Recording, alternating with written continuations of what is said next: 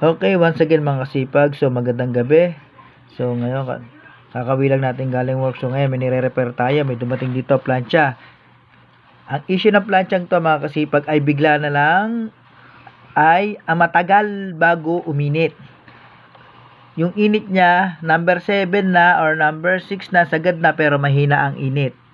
Baka sakaling na-encounter nyo ang ganitong problema, manood lang po kayo ng tutorial. Tuturuan ko po kayo kung paano ito ayusin ngayon. Kung paano ito i-adjust. Kung ang inyo namang plancha ay ayaw uminit, mabagal uminit, malakas uminit, pwedeng i-adjust. Ganito po yan sa mga ganitong klase ng plancha. So ganito po yan mga kasipag. Bigyan ko po kayo ng idea. Bubuksan nyo tong cover na to.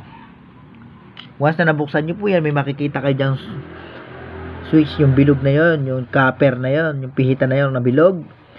Pag po yan ay pinihit nyo ng counterclockwise, yan po ay lalakas ang init.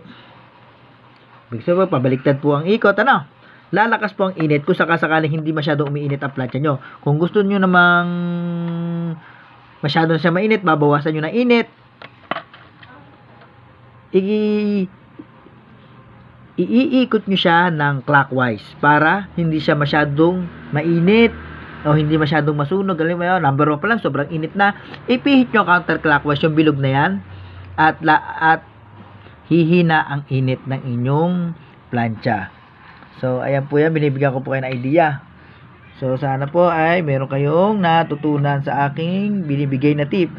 Kahit kayo nasa bahay, hindi nyo kailangan nyo lang flat screw. Ito po yan eh. Yan yung cover. Bubuksan nyo lang yan. Wala pong ano yan. Susungkitin nyo lang po yan dito sa gilid. Bubuksan na yan. So, yan lang po pag-a-adjust. Ayan po ang pinaka-adjustan ng init at lamig or tamang init. Kung hindi umiinit. Pag umiinit, dyan po. Ano, pag hindi masyado mainit, counterclockwise. Pag gusto nyong hinaan ng init, clockwise. Pag gusto nyong lakasan pa ang init, counterclockwise mga kasipag. Alright, salamat. Alright. Magandang gabi.